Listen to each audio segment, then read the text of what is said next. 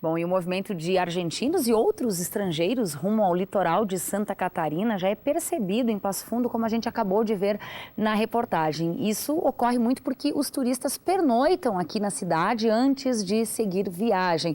Agora, qual será o impacto disso na economia do município e da região? Como os empresários podem aproveitar ainda mais essa oportunidade?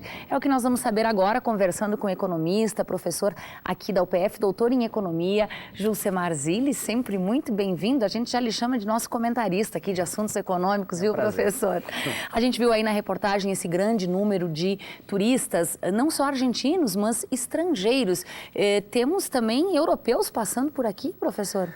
Porque nesse momento da economia brasileira, com o real desvalorizado, fica muito mais vantajoso para o estrangeiro vir para o Brasil e aproveitar toda a parte turística que o Brasil tem, né? Então, automaticamente, nós percebemos esse maior volume de estrangeiros. Automaticamente, os estrangeiros que estão mais próximos aqui, a América Latina, esses sim cruzam aqui pela nossa região e trazem um volume grande de dinheiro a ser gasto nos diferentes setores, né? Então, aí que a economia regional aqui e a própria do estado e da região sul começam a absorver esse recurso, esse dinheiro que vem de fora. E a gente tem aqui um dado que apenas nos 3 primeiros dias do mês de janeiro, cerca de 35 mil argentinos cruzaram a fronteira do Brasil. Em especial, eles têm uma praia em Santa Catarina que é Canasvieiras, estão em tantas outras, né?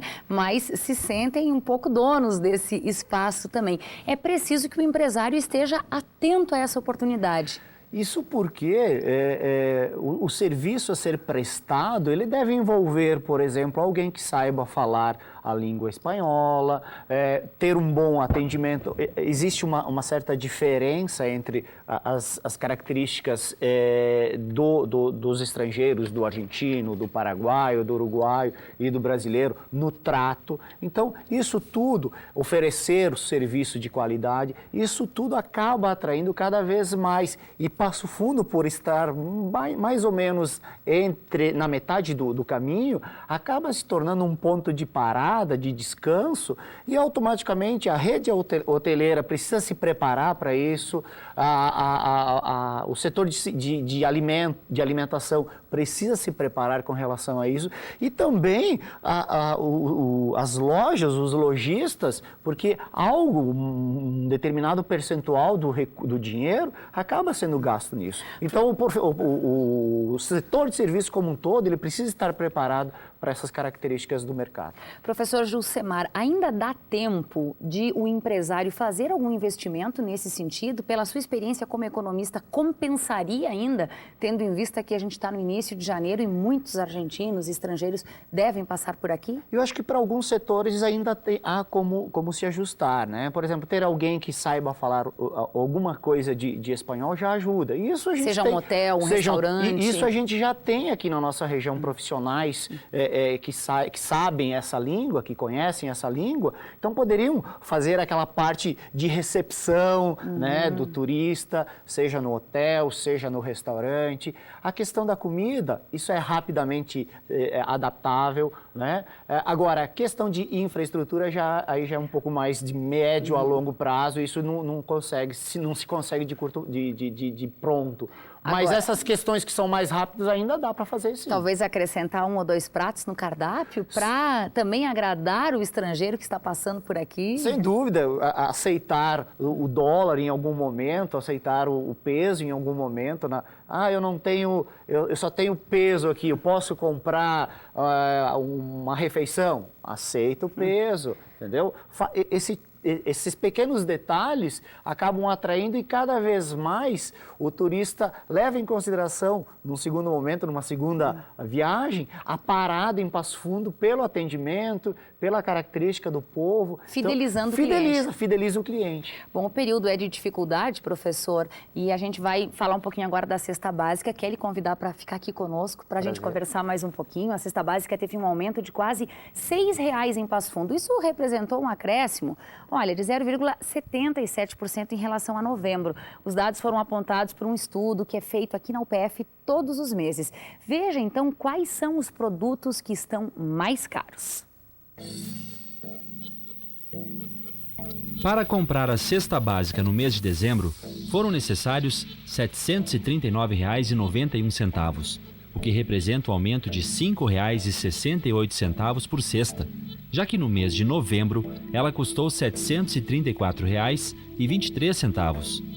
Dos 42 produtos que compõem a cesta, os 5 primeiros da lista dos que ficaram mais caros foram o tomate, com aumento de 25,04%, o óleo comestível, com 8,52%, a farinha de milho, 8,35%, a lâmina de barbear descartável, com aumento de 7,72%, e a maçã, com 6,96%.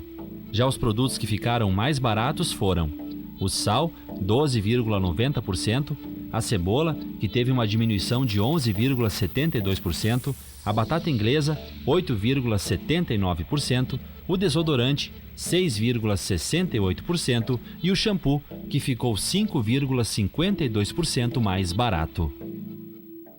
E é sobre a cesta básica que a gente segue conversando aqui com o economista, professor, doutor em economia, Julcemar Zilli. Professor, a gente viu ali um pequeno aumento da cesta básica de novembro para dezembro, porém o acumulado do ano de 2015 é de quase 11%, um número muito parecido com o da inflação. Isso nada mais é do que o reflexo da própria inflação que o país vem enfrentando? O próprio índice da cesta básica, ele é um índice que acaba sendo utilizado como um indicativo de inflação. E hoje, em torno de 11%. Se nós pegarmos a inflação brasileira, que está próximo a 10,5%, nós percebemos que existe uma coerência muito grande entre os dados que são computados pelos alunos do curso de Ciências Econômicas, aqui da UPF, com os dados apresentados pelo IBGE, que é o órgão que coleta e que mede a inflação brasileira. Então, realmente, existe uma coerência muito grande e mostra que os preços dos produtos de forma geral, produtos e serviços de forma geral, aumentaram em torno de 10,5% a 11% de um ano para o outro, ou num período aí de 12 meses. Pesquisar preço ainda vale a pena nesse contexto que está caro para todo mundo e dificilmente alguém vai ter um preço muito menor, professor? Sem dúvida. A pesquisa de preço, ela sempre te dá a oportunidade de encontrar o mesmo produto, talvez com uma qualidade um pouquinho inferior, mas bem mais acessível. Então, você substitui um produto que está com um preço elevado por um produto talvez com uma qualidade um pouco inferior, mas que vai ser utilizado para suprir a mesma necessidade que você tem. E aí tem vários exemplos, o próprio tomate, né? O tomate gaúcho, sei lá, 14 reais. Tu tem inúmeras outras características ou outros tipos de tomate que são bem mais acessíveis. Então você substitui um pelo outro. Professor, infelizmente as perspectivas econômicas que a gente tem aqui, elas não são boas. As frutas, por exemplo, se há aí uma previsão de aumento de até 40% no primeiro semestre desse ano, o que a gente pode esperar para a economia nos próximos meses? As previsões não apontam para resultados muito bons para os próximos meses ou para o ano, né? Mas o que a gente consegue perceber é que vai ser um pouco melhor do que 2015, ou menos pior, né? Dependendo da ótica que você olhe.